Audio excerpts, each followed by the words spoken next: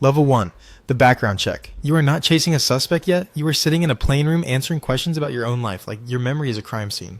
Every address, every job, every foreign trip, every debt, every stupid thing you said online when you were 19 and thought the internet forgot.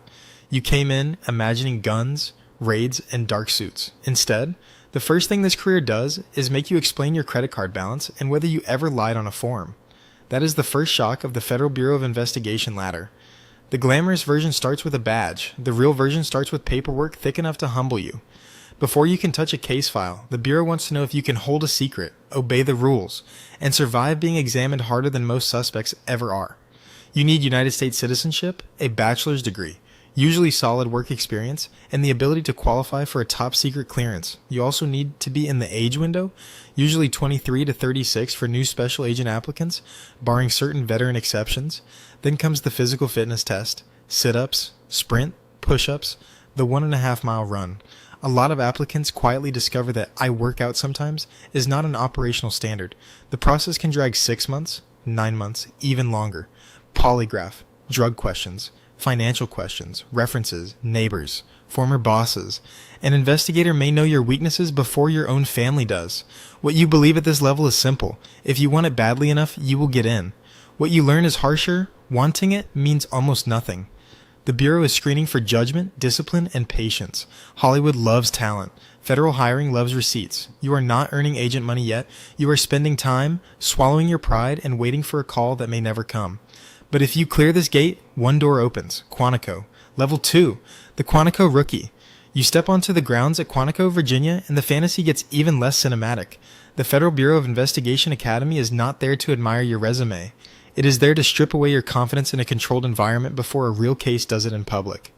Around 18 weeks, roughly 850 hours of training.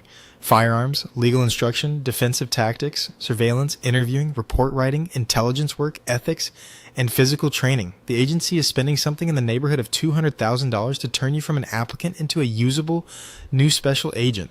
They intend to get their money's worth. Then you meet Hogan's Alley, the mock town where scenarios happen fast and embarrassment happens faster. A role player lies to your face. A scene goes sideways. You focus on the wrong person, miss the obvious cue, speak too much, or freeze for 1 second longer than you should. 1 second is enough for an instructor to stop everything and tell you exactly how you just got yourself or somebody else hurt. You thought the hard part would be shooting. Sometimes it is writing. A sloppy report can wound a case just as badly as bad tactics.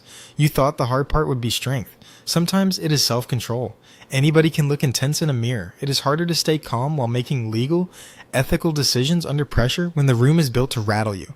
Money finally appears here, but not in the movie star way people imagine. New special agents typically enter around the government law 10 pay scale with a base salary that roughly lands from the high 50,000s into the low 70,000s, depending on step and locality factors.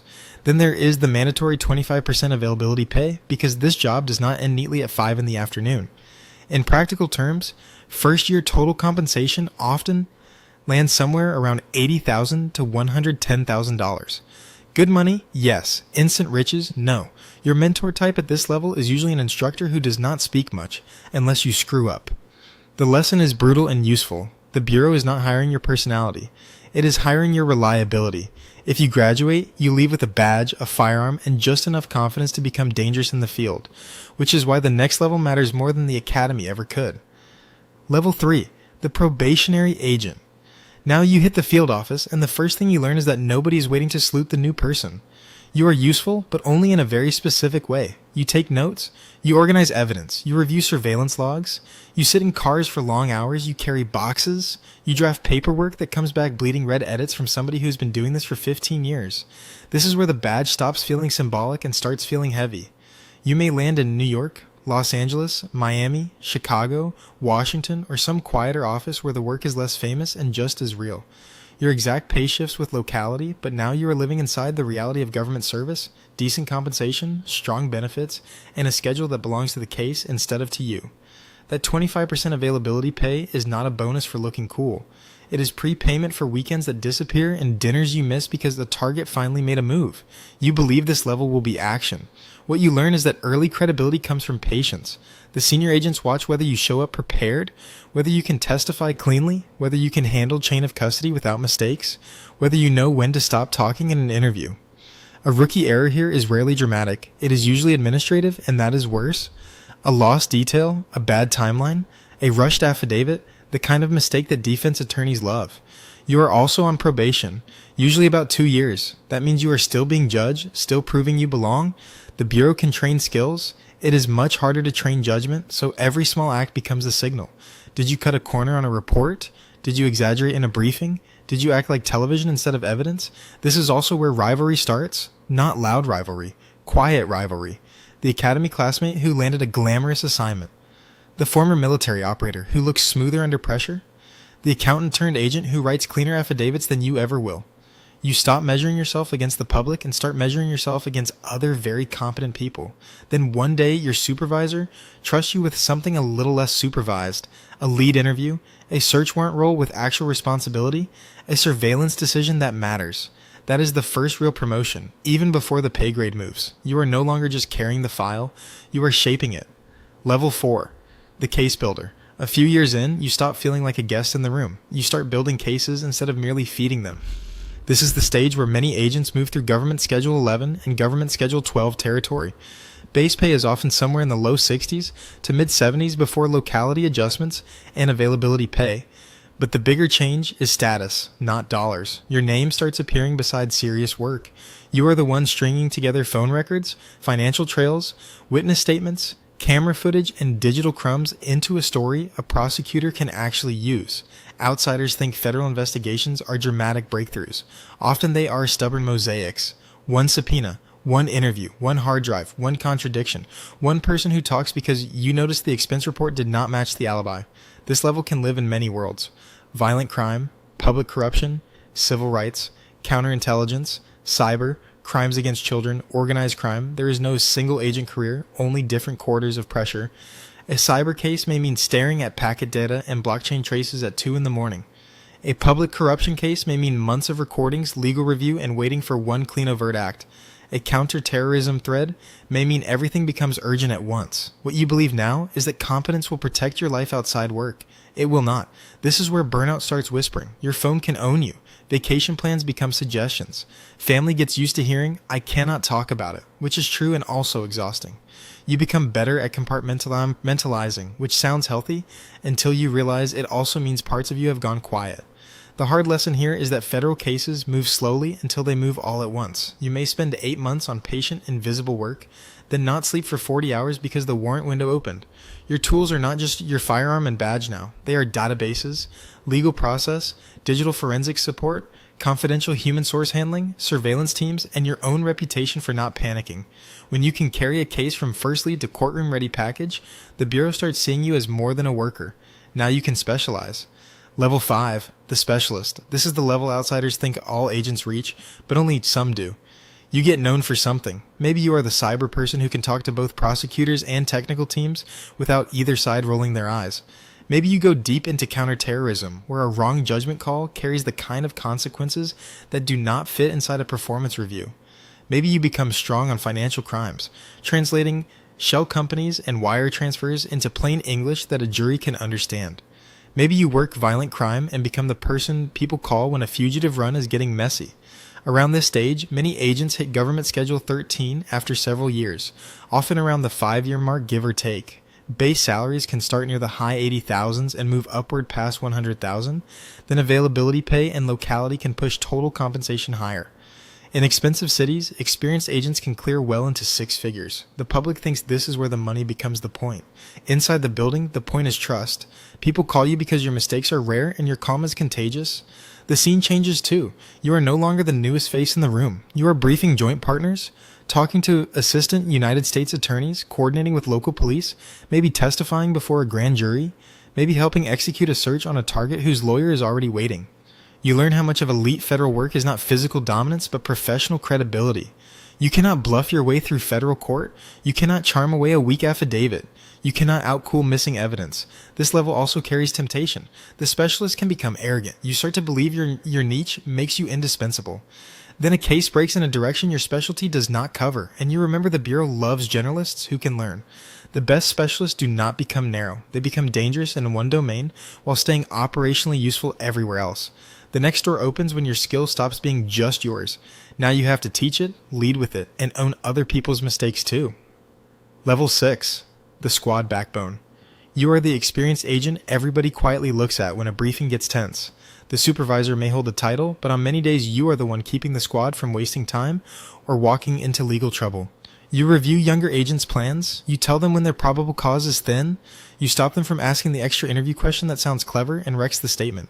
You become the adult in the room, which is less glamorous than it sounds. This is where the emotional cost sharpens. You are competent enough to be trusted, so you get more than your share of the ugly stuff. Child exploitation material that burns into your memory, terror leads that turn family dinners into half-finished apologies, informants who lie, cooperate, relapse, and lie again. Long surveillance shifts that end with nothing. Search warrants at dawn where children are inside and everybody has to stay calm no matter what the adults did. Pay is better. Respect is real. But the joke of this level is that the reward for being reliable is more responsibility, not more peace. You may be making strong six-figure total compensation in the right office with locality and availability factored in, but you are earning every bit of it with sleep, missed holidays, and a private vocabulary of things you no longer try to explain to civilians. What you believe here is that being great at investigations is enough for a full career. What you learn is that institutions promote people who can also manage friction. Can you brief headquarters without rambling? Can you handle another agency without turning cooperation into a turf war? Can you push a case while protecting your people from burnout? Leadership starts sneaking in before anyone officially offers it. Then the Bureau asks the dangerous question, do you want to supervise? Level 7, the supervisor. Now you stop being measured only by your own work, you are measured by everybody beneath you. Assistant Special Agent in charge, Supervisory Special Agent, Unit Leader, titles vary by structure and assignment, but the shift is the same. Your desk fills with performance reviews, budget concerns, staffing gaps, travel approvals, legal risk, and agents who need guidance 5 minutes before they need counseling. You used to hate bureaucracy. Now you discover bureaucracy is what keeps one bad decision from becoming a headline. You sign off on operations, you decide who gets pulled onto which matter. You explain upward why a politically sensitive case needs more time. You explain downward why headquarters wants numbers, compliance, or another memo. Nobody throws movies about that part. At this level, you are often in government schedule 14 or 15 territory if you keep climbing, with compensation that can move well past $140,000 depending on location and role. The money looks impressive from the outside. Inside, it buys access to a more stressful room. You are no longer only worried about whether a source is lying. You are worried about whether one exhausted agent is about to make a career-ending mistake because you failed to notice the signs. The practical tools change. Less range time, more briefings. Less solo fieldcraft, more organizational judgment. You may still be operational, but your real weapon is prioritization. In federal work, there are always more leads than bodies and more threats than hours. Supervisors decide what gets attention now and what waits. Sometimes that choice is invisible, sometimes it follows you for years. This is also where your relationship to ambition gets ugly. Some people want the title, some want to protect their squad from bad leadership, some discover they miss being the one at the door instead of the one approving the plan for the door. Management is where some great agents become mediocre bosses, and some quiet, steady agents suddenly become exceptional leaders. If you keep going, the next level is no longer about one squad. It is about an office, a division, a city, a national priority. Level 8. The boss with a badge. You walk into a command meeting and realize the cases are now mapped as trends, threats, and resource fights, instead of as individual stories. Special agent in charge. Section chief. Executive assistant director. Higher if you keep rising. This is the layer where one decision can shift dozens or hundreds of investigations and where the public may know your office before they know your name. You are not chasing suspects anymore. You are allocating people, deciding strategy, answering for failures, and briefing crises when everybody in the room wants certainty you do not yet have. A terror lead breaks overnight. A major cyber intrusion hits a critical company. A public corruption indictment is about to go unsealed. Cameras wait outside. Politicians call. Headquarters wants updates in exact language. Local partners want resources. Your people want clarity. Compensation at the upper management and executive levels can move past $200,000 in senior executive service territory, though exact totals vary. By this point, money is almost beside the point. Status is the real currency. You can direct large operations. You can elevate a threat. You can bury weak ideas before they waste the nation's time. The hard lesson at this level is lonely. Authority does not reduce uncertainty. It concentrates it. Early in your career, a bad interview could hurt one case. Now, a bad leadership call can ripple across offices, prosecutions, and public trust. You start talking less because every sentence can become guidance, and guidance can become policy in somebody else's hands. And here's the strange part. The higher you go, the less this career looks like television, and the more it looks like stewardship. You are guarding standards, budgets, morale, legal discipline, and the idea that power must answer to process. If you do it well, the public may never notice. If you do it badly, everybody notices. Then one day the career starts asking its last question. Not whether you can rise, whether you can leave. Level 9, the exit interview. After 20 or 25 years, maybe more, you sit in another plane room. That is the symmetry of this life. It began with strangers examining your past. It ends with forms, signatures, and people trying to extract institutional memory from your head before you walk out with a box. You have worked enough overtime that availability pay stopped feeling like extra and started feeling like oxygen. You have seen rookies become specialists, specialists become supervisors, and some very talented people leave because the job took too much. Maybe you retire with a federal pension and the weird sensation that civilian life is too loud and too vague at the same time. Maybe you move into corporate security, consulting, investigations, compliance, cyber defense, or a senior role elsewhere. Former agents can do well outside, but the transition is not automatic. A badge is a strong credential, not a magic key. This level is where the cost becomes visible. The missed birthdays, the relationships that survive because somebody else did more emotional labor than you could, the caution that never really turns off, the habit of scanning rooms, watching exits, distrusting easy stories. You gained authority, skill, and a reputation that took decades to build. You also surrendered a version of ordinary life. What you believe at the beginning of this journey is that the top level is power. What you learn at the end is that the real endgame is usefulness. Did you become the person others trusted when the stakes were ugly? Did you protect the case, the Constitution, and your people in that order even when those pressures collided? Did you leave the ladder stronger than you found it? You started with a form in a quiet room, trying to prove you were worth trusting. If you did this career well, that is also how you leave. No dramatic music, no final raid. Just a file closing, a badge being turned in, and the uncomfortable realization that the most important thing you ever carried was never the gun. It was the judgment.